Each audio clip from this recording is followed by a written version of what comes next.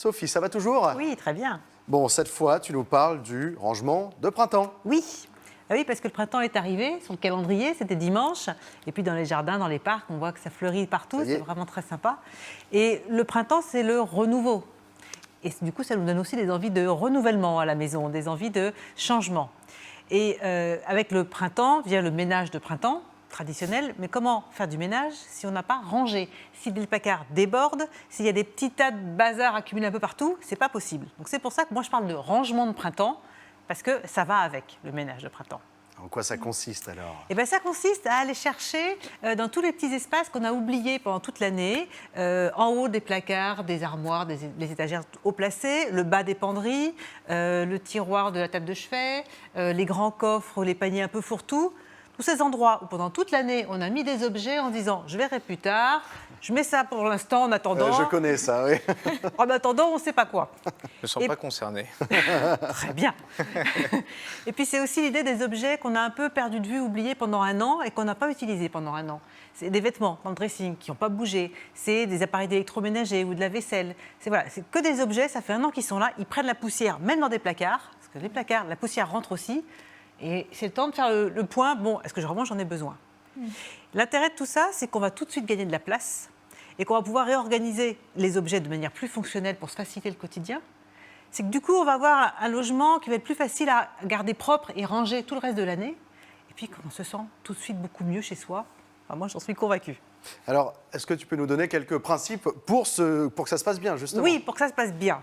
Déjà, on ne fait pas tout en même temps. Parce que là, sinon, ça va être la pagaille à la maison. On y va petit chantier par petit chantier. On décide d'une zone qu'on va traiter et quand elle est finie, on passe à une autre zone. Parce que sinon, ça va être un peu la soupe à la grimace. On va vivre dans un bazar permanent et évidemment, ce n'est pas l'idée. L'idée aussi, c'est que chacun s'occupe de ses affaires.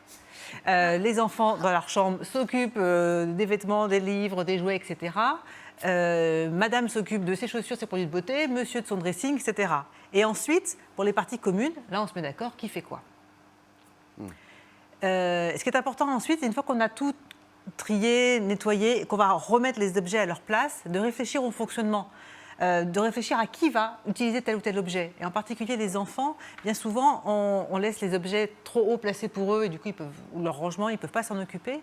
Donc dans l'entrée, pas hésiter à avoir un espace au ras du sol pour qu'ils mettent leur sac de sport, leur cartable.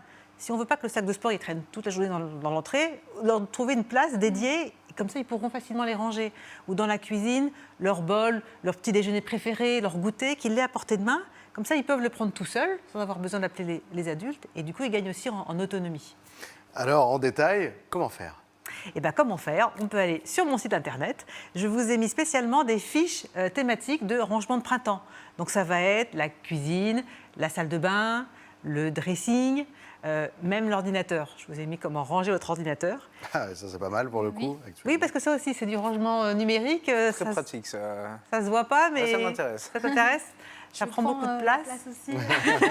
Oui, bah oui, c'est Donc voilà, une charge supplémentaire aussi. On voit à l'écran à quoi ressemblent les fiches. Et puis, il y en a une aussi que j'aime bien, c'est tous les objets dont on peut se débarrasser très rapidement.